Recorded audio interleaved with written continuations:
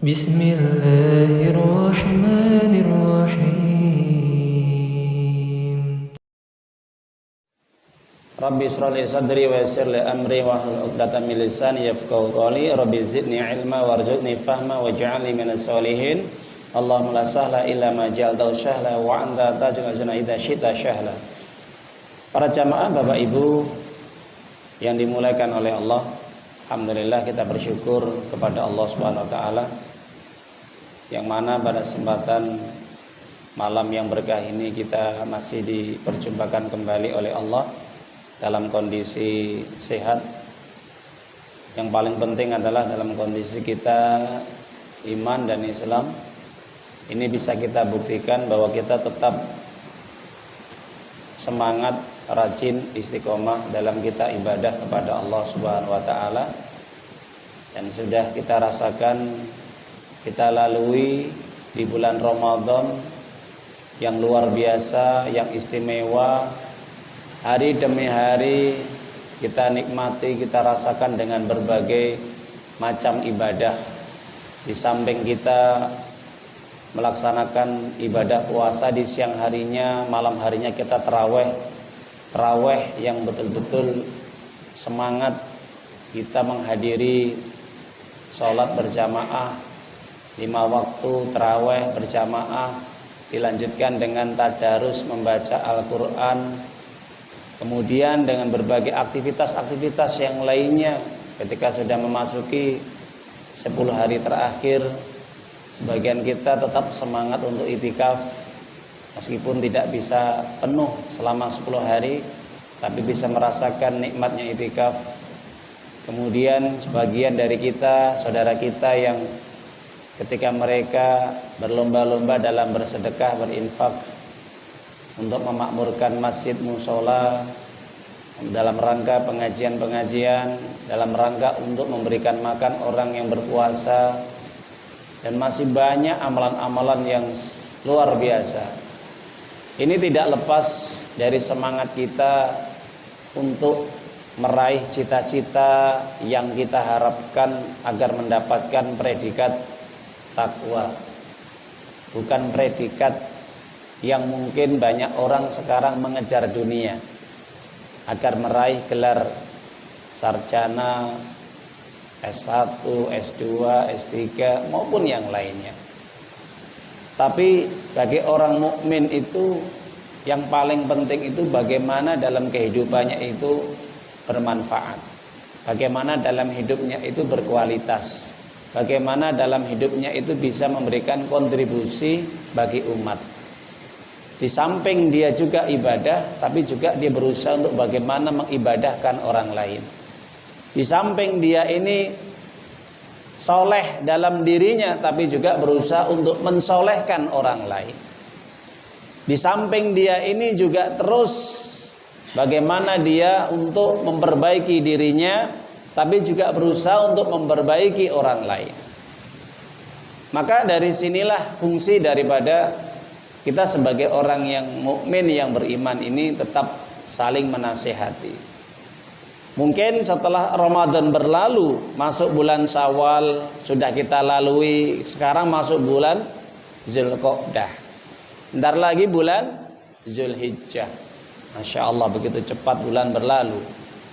Tapi yang jadi pertanyaan, kira-kira ini amal kita sudah diterima sama Allah belum? Wallahu a'lam bishawab. Nah, ini yang menjadi pertanyaan bagi diri kita. Maka janganlah kita berbangga diri seakan apa yang kita lalui selama bulan Ramadan ini semuanya ini makbulun indallah, diterima sama Allah, belum tentu. Maka kalau kita melihat bagaimana karakter sifat orang-orang soleh terdahulu atau yang dinamakan salaful ummah, salafus solih, itu luar biasa ketika mereka ini beramal. Sampai-sampai diceritakan, disampaikan oleh seorang khalifah Umar bin Abdul Aziz, cucu daripada Umar bin Khattab, seorang khalifah juga, sahabat Nabi, sahabat senior, khalifah yang kedua. Jadi cucu Umar bin Khattab radhiyallahu an, Umar bin Abdul Aziz ini seorang khalifah besar ini. yang pada saat itu pada zaman Bani Umayyah. Maka beliau pernah berkhutbah. Ketika beliau berkhutbah, beliau menyampaikan nasihat-nasihat kepada umatnya, kepada rakyatnya, kepada jamaahnya. Apa nasihatnya? Wahai manusia. Ini saat beliau berkhutbah ini disampaikan waktu Idul Fitri, khutbah Id, ya. Ketika khutbah Idul Fitri. Maka Umar bin Abdul Aziz ini menyampaikan pesan-pesan, nasihat-nasihat yang mendalam, yang luar biasa. Beliau mengatakan, wahai manusia, ketika Allah memerintahkan, mewajibkan kalian berpuasa pada siang harinya, kemudian pada malam harinya kalian melaksanakan ibadah salat tarawih, kemudian kalian keluar pada hari ini memohon kepada Allah agar Allah mengampuni dosa-dosa kalian, menerima amal ibadah kalian.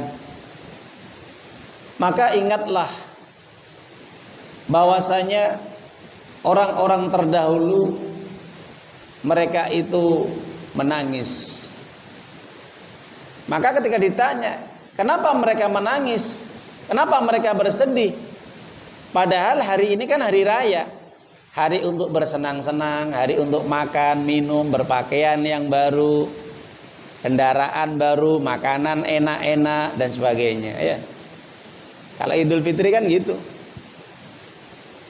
Ketika dikatakan seperti itu, kenapa mereka bersedih, kenapa mereka ini tidak bergembira? Padahal ini kan masuk hari raya tanggal 1 Syawal gitu katanya. Betul. Tapi mereka mengatakan, sesungguhnya aku adalah Abdullah, hamba Allah. Allah memerintahkan aku untuk beramal. Allah memerintahkan aku untuk sholat 5 waktu, untuk melaksanakan ibadah puasa di bulan Ramadan.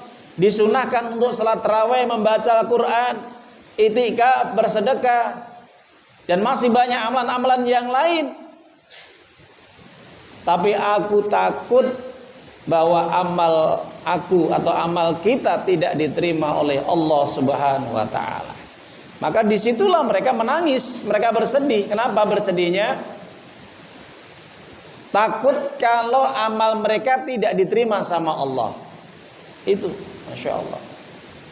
Jadi perbedaan bagaimana sifat karakter orang dulu dengan sekarang, ya. Kalau sekarang kan mungkin rumongso ditompo, rumongso cukup, ya. Kalau sudah ibadah bulan Ramadan sebegitu banyaknya, nanti ketika masuk bulan Syawal, Zulhijjah dan seterusnya ini kayak ini sudah mulai pensiun kembali. Ada sebagian yang pensiun, ada juga yang mungkin meskipun tidak pensiun tapi berkurang ibadahnya, mungkin, ya. Yang pensiun, ya mereka mungkin sudah tutup untuk ibadah. Yang biasanya sholat gak sholat, yang biasanya untuk baca Quran gak baca Quran, yang biasanya rajin sholat malam tarawih mungkin sudah mulai loyo. Yang dulunya semangat untuk belajar ngaji, mendatangi majelis ilmu, ini sudah mulai sibuk dengan urusan-urusan bisnisnya dan yang masih banyak lagi. Meskipun tidak pensiun, mungkin sebagian mereka ada yang menurun. Nah itu. Ya kalau masih menurun ini masih lumrah ya Bapak Ibu ya. Masih lumrah. Karena memang iman seorang itu kata para ulama sebagaimana disampaikan oleh Imam Asy-Syafi'i, Imam Ahmad bin Hambal, al-imanu yazid bi ta'ah wa yanqus bil ma'siyah. Iman itu kadang-kadang bisa naik karena memang dia sedang taat, sedang rajin ibadah, sedang mengingat Allah, itu naik imannya.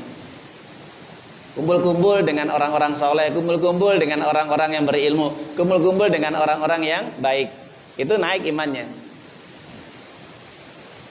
Tapi nanti kalau kembali kepada habitatnya, kebiasaan yang buruknya, kumpul dengan orang-orang yang nggak baik, ya sudah, hancur sudah, hancur, imannya drop turun.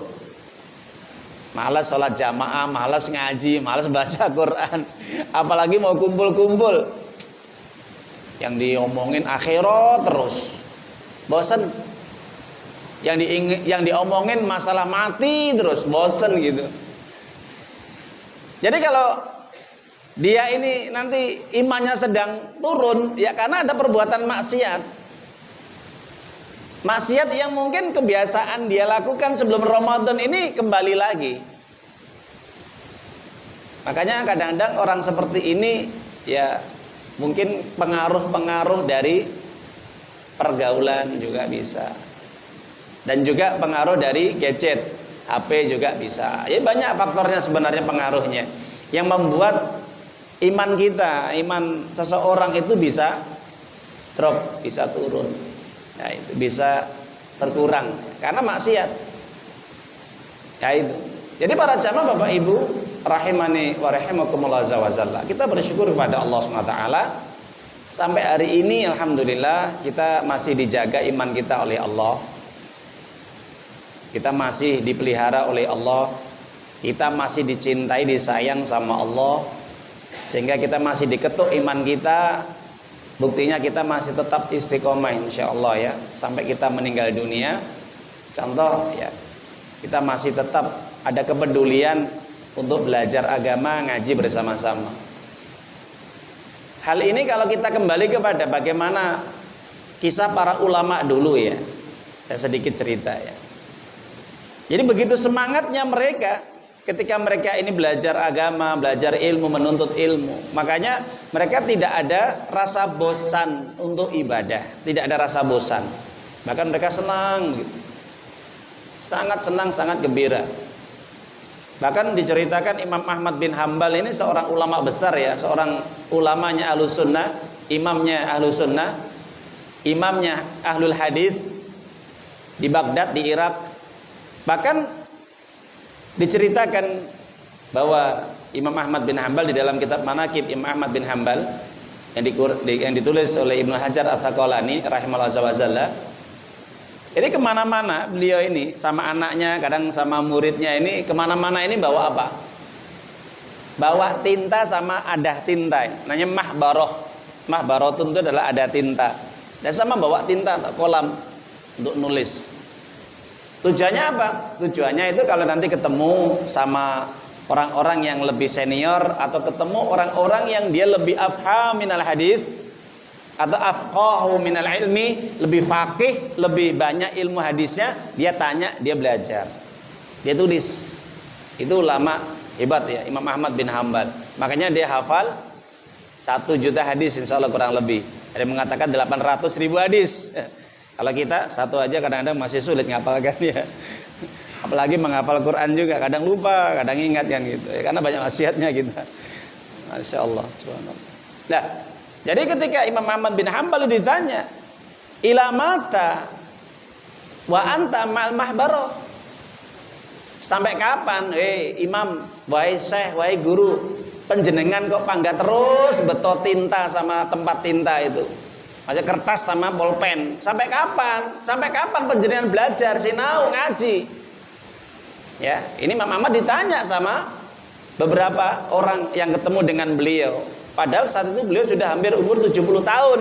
Rambutnya sudah mulai beruban berputih. Masya Allah.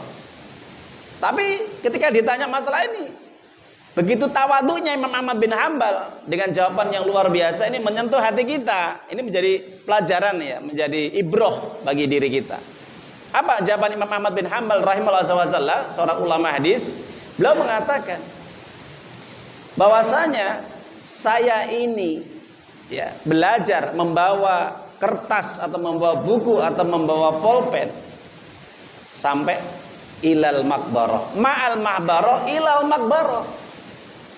Saya menenteng kertas atau membawa kertas atau buku tulis dan pulpen atau pena sampai ilal makbaroh, sampai saya mati, sampai saya meninggal dunia baru selesai saya belajar.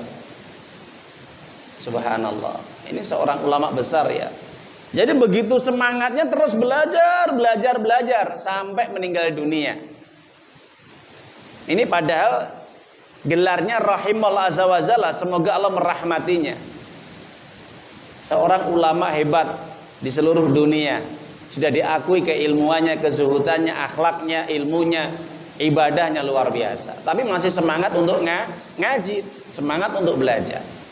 Nah, jadi para jamaah Bapak Ibu yang dimuliakan oleh Allah Subhanahu wa taala, maka sudah sepantasnya kita untuk senantiasa terus meneladani orang-orang soleh terdahulu agar kita terus termotivasi untuk mengikuti sepak terjang mereka. Minimal semangat mereka bisa kita lihat agar kita bisa semangat ya. Sampai-sampai Jabir bin Abdillah ini mencari ilmu satu hadis loh, ya, Jabir bin Abdillah ini. Dari Mekah menuju Mesir ini, ya itu perjalanan 1 bulan cuma nyari 1 hadis. Itu Jabir bin Abdillah. Imam Ahmad bin Hambal ini sudah keliling dunia 2 kali ini. Jadi Imam Ahmad bin Hambal keliling dunia 2 kali. Dari berbagai keliling wilayah-wilayah, dia melewati setiap daerah, negara, tempat manapun. Kalau itu ada orang yang lebih utama, lebih berilmu, lebih fakih, lebih beralim, dia akan jadikan guru dan mengambil ilmunya dari situ. Terus keliling Hijaz, Mesir, Irak, Yaman, Syam dan yang lainnya. Terus dia kelilingi, Masya Allah. Bahkan Atha bin Abi Robah ini pernah dia ini tidur istirahat, maksudnya dia terus bermukim di Mekah ini selama 30 tahun untuk apa? Belajar di situ sama ulama-ulama besar. Di Mekah itu 30 tahun dia menginap di situ. Kalau orang sekarang mondok lah, ya mondok pesantren. Ya ngalap ilmu ibaratnya. Belajar terus sampai dia betul-betul menjadi ulama besar dan menjadi gurunya Imam Malik bin Anas atau bin Abi Robah. Ini seorang ulama besar hebat, Masya Allah. Jadi para jamaah Bapak Ibu yang dimuliakan oleh Allah SWT, maka ketika orang itu sudah mulai betul-betul dia cinta kepada Allah, maka dia akan tetap mencintai ilmu. Makanya orang ketika ibadah di bulan Ramadan, kita itu tujuan yang harus kita raih adalah takwa. Maka kalau orang itu sudah bertakwa, ini kelihatan dari sisi ucapan, perbuatan, ibadahnya, akhlaknya, ini kelihatan ada perubahan gitu loh. Yang dulu mungkin kadang-kadang kita, insya Allah Bapak Ibu kebiasaan suka kata-kata yang buruk, kata-kata yang kotor, kata-kata yang jorok, kata-kata yang kadang-kadang membuat insya Allah ya saudaranya, tetangganya, orang tuanya ini mangkel. Ya. Karena mungkin kadang-kadang ada ucapan-ucapan yang bisa mengecewakan atau mungkin membuat hati tidak senang. Mengolok-ngolok, menghujat, mencaci maki, menggibah, memfitnah dan sebagainya. Ini ada perubahan. Semakin baik, semakin santun, kata-katanya lemah lembut ya, penuh dengan hikmah, bijaksana, selalu mengajak kepada kebaikan-kebaikan. Ini ada perubahan. Nah, ini indikasi dari takwa. Takwanya itu sudah mulai tampak. Kenapa? Karena ada rasa takut dia kepada Allah. Gitu loh. Makanya para jamaah Bapak Ibu yang dimuliakan oleh Allah Subhanahu wa taala, maka para ulama sendiri menjelaskan bahwa indikasi orang itu yang sukses di bulan Ramadan, dia meraih gelar takwa itu akan tumbuh rasa takutnya dia kepada Allah, tumbuh rasa taatnya dia kepada Allah, tumbuh rasa ibadahnya dia kepada Allah, semangatnya rajin untuk ibadahnya semakin tampak. Itu dilihat dari apa? Ucapannya, perbuatannya. Tapi sebaliknya, indikasi orang itu yang gagal di bulan Ramadan untuk meraih gelar takwa itu la yazid fi khosyatillah, tidak semakin bertambah rasa takutnya dia kepada Allah. Ini gagal dia. Jadi para jamaah Bapak Ibu, orang yang gagal ini kenapa? Tidak semakin tambah rasa takutnya kepada Allah, semakin dia berani kepada Allah. Jadi dia ini tidak takut dengan ancaman-ancaman siksa Allah nanti pada hari kiamat. Akhirnya maksiat jalan terus, senang melakukan perbuatan dosa-dosa. nggak ada rasa penyesalan, tidak mau bertobat kepada Allah.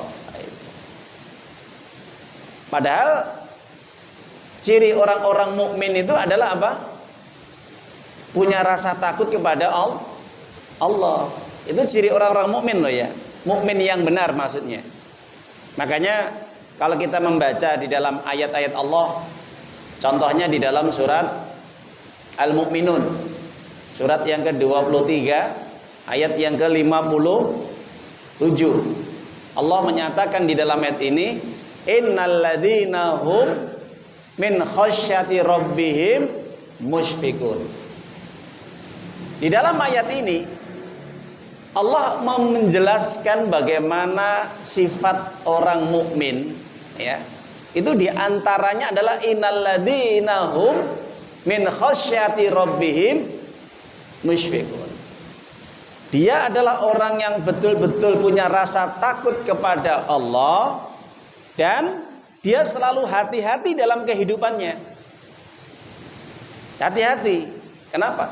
Jangan sampai ketika dia hidup di dunia ini salah jalan, salah tujuan, salah niat, salah ibadah. Jangan sampai. Itu orang yang takut kepada Allah. Kenapa? Jangan sampai dia gagal dalam kehidupannya. Orang itu kalau gagal itu tandanya apa? Rugi. Karena dia tidak akan bisa masuk surga. Maka dalam hidupnya dia hati-hati. Hati-hati. Ini barang yang haram. Mungkin ada yang subhat. Mungkin ini adalah larangan yang lain dari larangan Allah. Di dalam ayat-ayatnya ada larangan.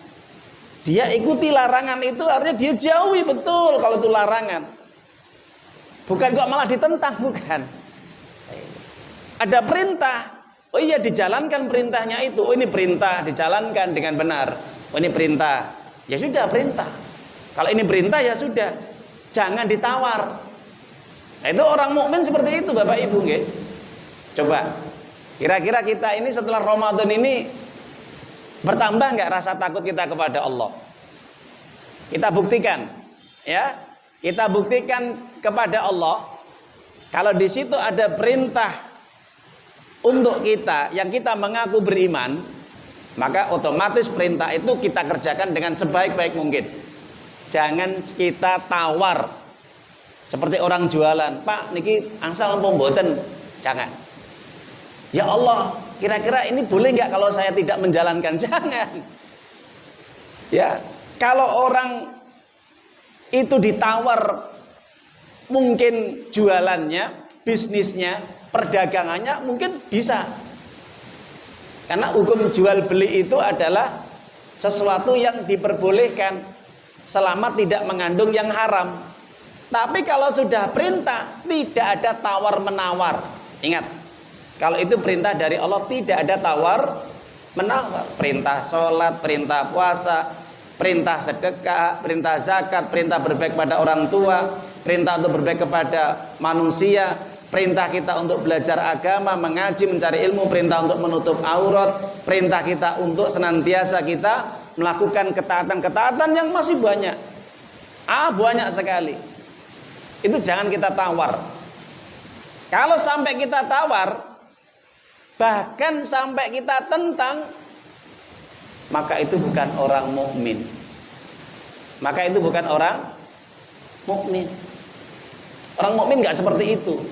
Orang mukmin dia senantiasa takut kepada Allah dan berhati-hati dalam hidupnya. Itu tanda orang yang sukses ibadah di bulan Ramadan. Kenapa? Tambah rasa takutnya dia kepada Allah. Betul nggak betul Pak Bu? Ya. Makanya ini orang yang sukses. Tapi kalau orang yang gagal, ini tidak semakin tambah takut, semakin berani dia kepada Allah. Jadi kebiasaan maksiat-maksiat, perbuatan dosanya tetap jalan terus. Apa yang dilarang oleh terus, ya dia langgar terus. Apa yang dilarang dia terjang. Padahal itu larangan. Nggak boleh, di dalam Al-Quran nggak boleh. Ya sudah, kalau nggak boleh, nggak boleh. Ya, apapun di dalam ayat kalau kita temukan jangan, kalau sudah kata jangan, tinggalkan. Jangan dilakukan. Jangan berzina, jangan minum khamr, jangan membuka aurat, jangan kita makan babi. Ya, jangan kita berzina, membunuh, mencuri, jangan kita mengambil yang bukan haknya. Jangan kita mencaci maki, jangan kita menghina, mengfitnah. Jangan. Itu jangan kita kerjakan. Kita jauhi. Durhaka kepada orang tua jangan. Maka kalau kata-kata la, jangan, itu sebagai harfun nahi, larangan. Ya. Maka ingat, itu kalau kita jalankan dengan baik, kita perintah kita jalankan dengan baik, larangan kita jauhi dengan baik, itu tandanya Ramadannya sukses. Ya. Mari kita buktikan di hadapan Allah. Semakin lebih takut kita kepada Allah. Maka orang itu kalau sudah punya rasa takut kepada Allah dalam dirinya semakin bertambah, maka akan Allah puji nanti. Dapat pujian. Mau nggak Pak Bu? Kita dapat pujian dari Allah. Kita dikategorikan, digolongkan sebagai orang-orang yang dipuji sama Allah. Itu kira-kira kita bangga nggak? Senang nggak? Senang ya? Baik. Kalau kita senang, kita sudah berusaha, kita buktikan, semakin kita takut kepada Allah, maka tanda orang seperti ini dapat pujian dari Allah. Apa pujiannya? Satu, orang tersebut dikatakan sebagai orang yang alim, berilmu. Orang yang berilmu. Ini pujian dari Allah loh ya. Gak main-main ini. Ini langsung rekomendasinya dari Allah, bukan dari dosen, bukan dari rektor, bukan dari manusia, langsung dari langit, penguasa alam semesta, yaitu Allah Subhanahu wa taala. Orang yang punya rasa takut dia kepada Allah, dipuji dia menjadi orang yang berilmu, yang punya ilmu. Makanya diturunkan di dalam surat Fatir, surat yang ke-35 ayat yang ke-28. Allah Subhanahu wa taala menjelaskan, innama yakhsyallaha min ibadihil ulama. Perhatikan ayat ini ya. Innama yakhsyallaha min ibadihil ulama. Kenapa Allah di situ menggunakan kalimat innama?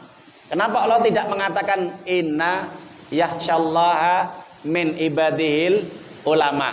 Perhatikan, kalau kita baca Quran di dalam kitab ya pelajaran bahasa Arab atau nahwu sorob atau balaghah atau yang lainnya, kata-kata innama itu penggandengan dua kalimat, inna dan ma. Inna dan ma. Maksudnya inna dan ma itu adalah setiap apapun yang dibicarakan oleh Allah itu sebagai takhsisun, ya, sebagai pengkhususan di dalam ayat itu. Jadi orang yang tidak ada kriteria sifat karakter dalam ayat itu nggak masuk dia. Makanya Allah mengatakan yang paling takut kepada Allah adalah yang berilmu. Bukan yang punya gelar sarjana, bukan loh ya. Bukan yang punya pangkat jabatan, bukan. Bukan yang berharta, bukan. Bukan yang kaya raya, bukan. Itu tidak masuk. Apalagi kok artis, aktor, penyanyi nggak masuk dalam ayat ini. Kenapa? Kalau dia tidak takut kepada Allah, dia bukan ulama. Dia bukan orang berilmu. Dia bukan orang berilmu. Bapak Ibu, para jamaah yang dimuliakan Allah, luar biasa ya gelar ini. Langsung sama Allah disebutkan sebagai orang yang berilmu. Karena mereka orang yang paling takut kepada Allah. Maaf Bapak Ibu, mas-mas semua, nggak ada masalah kita nggak punya gelar di dunia. Tapi yang penting kita dikasih gelar sama Allah menjadi orang yang berilmu, yang menyampaikan ilmunya Allah. Itu gelar langsung dari Allah. Mau Bapak Ibu, jamaah, kita dikasih gelar sama Allah sebagai ulama. Ya, ulama itu siapa yang memberikan gelar? Allah. Ya, orang itu nggak berhak untuk memberikan gelar. Kenapa? Kadang gelar itu nanti bisa disalahgunakan. Kalau manusia itu bisa. Yang bukan ulama jadi ulama, padahal dia nggak paham tentang agama, dikatakan ulama, nggak bisa.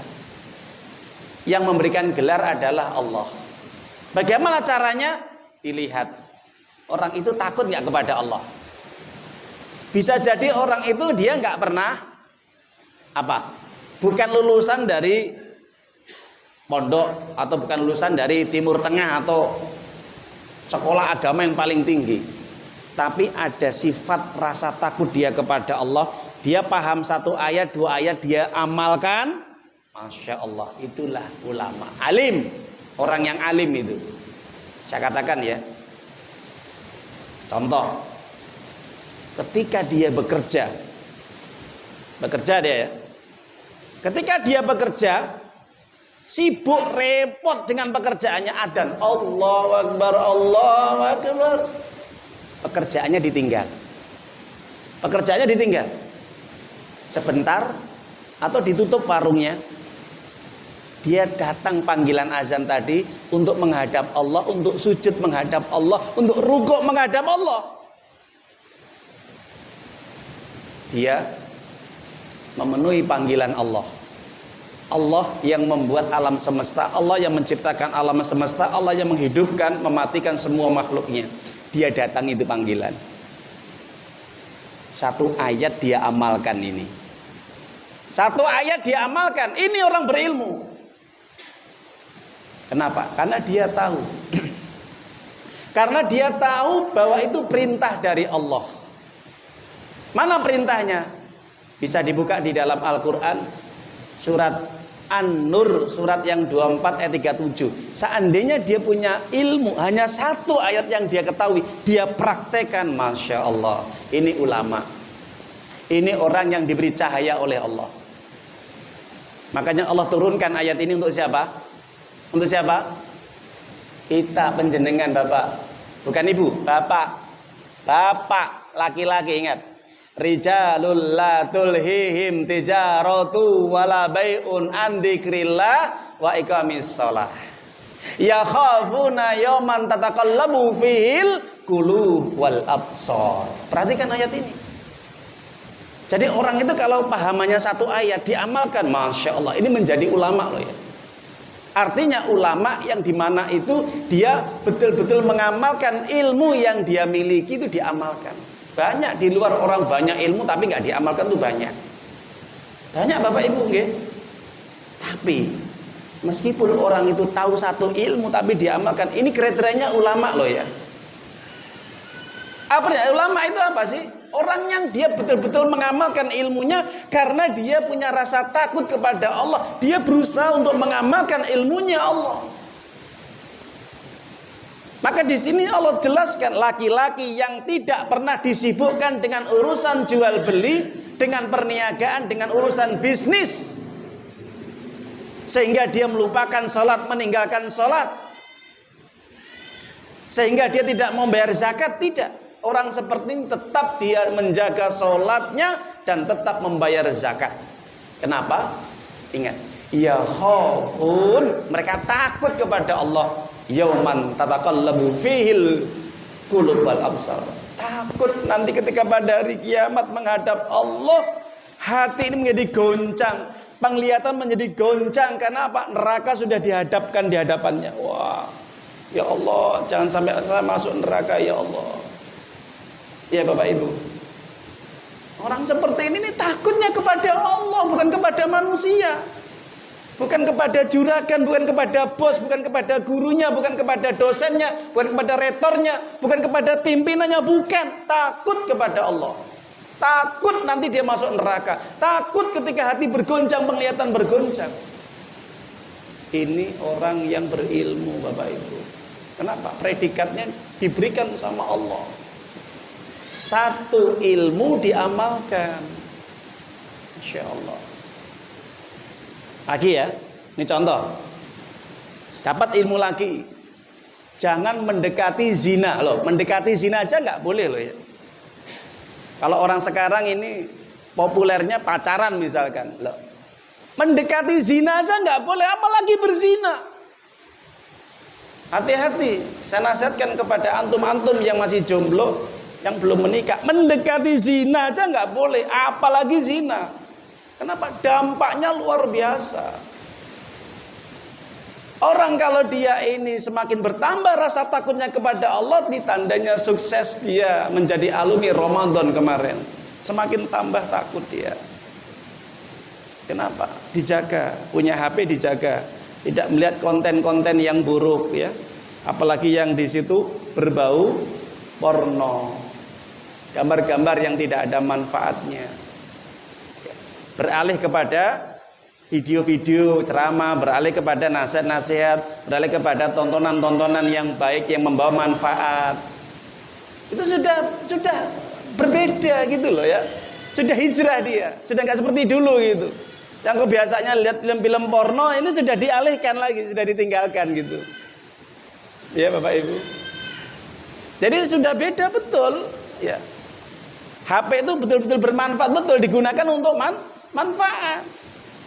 Tidak sesuatu yang mengandung dosa bagi menambah dosa. Naudzubillah. Dia ketika melihat dosa, astagfirullah. Dia ketika melihat dosa, melihat satu maksiat langsung marah dia, pegel. Enggak. Dialihkan, enggak. Bukan malah senang enggak, tapi malah benci dia. Kenapa? Karena dia tahu ayatnya. Di dalam surat Al-Isra ayat 32, surat yang ke-17, Allah sudah menjelaskan. Dia tahu satu ayat tapi diamalkan. Wala taqrabuz zina innahu kana fahisyatan wa sa'a sabila. Jangan kalian mendekati zina, karena zina itu perbuatan keji yang luar biasa, yang sangat dibenci sama Allah, yang bisa menjerumuskan kepada perbuatan zina. Paham nggih? Ini orang berilmu. Nilainya meningkat ya, Masya Allah, diakui sama Allah. Ini orang yang takut ini. Dia nggak berani macam-macam. Kalau pengen halal ya sudah halal, nikah. Nikah siap. Nggak usah ya, pacaran-pacaran nggak usah ya. Siap nikah, nikah. Senang sama wanita, nikahi. Nggak ada kata pacaran. Kenapa? Ini perintah dari Allah. Ini orang berilmu ini. Ya Bapak Ibu, Insya Allah. Jadi para jamaah Bapak Ibu yang dimuliakan oleh Allah Subhanahu Wa Taala, itu indikasi bahwasanya orang itu semakin meraih gelar takwa karena bertambah rasa takut dia kepada Allah Subhanahu Wa Taala. Tapi sebaliknya, kalau orang dikatakan gagal ibadahnya di bulan Ramadan ini, ya gagal untuk meraih gelar takwa ini, tidak semakin dia tambah takut, semakin dia malah menentang atau mungkin dianggap itu hal yang biasa. Ya, jadi biasa, dosa dianggap biasa, maksiat biasa, meninggalkan perintah Allah biasa, nggak ada pengaruhnya dalam dirinya. Ini jangan sampai terjadi dalam diri kita. Maka oleh sebab itu saya pribadi berwasiat dan juga pada para jamaah, hendaknya terus kita jaga iman kita ya. Karena saya katakan sekali lagi, iman itu bisa naik karena taat dan bisa turun karena maksiat. Maka di bulan Zulqa'dah ini mudah-mudahan Allah menjaga iman kita, Allah menjaga juga amal ibadah kita, dan semoga rasa takut kita kepada Allah ini semakin tetap terjaga ya. Karena apa? Allah yang kita ibadahi di bulan Ramadan tetap kita ibadahi di bulan-bulan yang lain. Allah yang kita takuti di bulan Ramadan kita takuti di bulan-bulan yang lain. Kita menjaga apa yang menjadi kewajiban kita, perintah-perintah Allah di bulan Ramadan tetap perintah dan wajib kita jaga di bulan-bulan yang lain. Meskipun yang sunnah-sunnah mungkin kita tidak sehebat di bulan Ramadan. Itu maklum kita maklumi. Tapi yang penting wajibnya, saya sarankan wajibnya harus dijaga. Apapun keadaannya harus dijaga. Sholat 5 waktunya, ya, berjamaahnya, ngajinya, ya, itu harus dijaga. Terus, ya, kenapa? Saya katakan tadi, kalau kita pengen meraih gelar orang yang berilmu, ya, dari Allah, ini dari Allah ya, berilmu dari Allah, itu harus bertambah rasa takut kita kepada Allah Subhanahu Wa Taala. Mungkin ini yang kami sampaikan pada malam hari ini. Insyaallah kita lanjutkan. Mudah-mudahan ini kajian kita akan terus ya istiqomah dan terus akan bersambung, dan tetap mudah-mudahan kita memohon kepada Allah agar Allah senantiasa memberikan kepada kita istiqomah. Amin ya rabbal alamin. Ini saja kurang lebihnya, semoga bermanfaat. Kita tutup majelis ini dengan bacaan hamdalah. Alhamdulillahirabbil alamin. Subhanaka Allahumma wa bihamdika asyhadu an la ilaha illa anta astaghfiruka wa atubu ilaik. Assalamualaikum warahmatullahi wabarakatuh. أيها الذين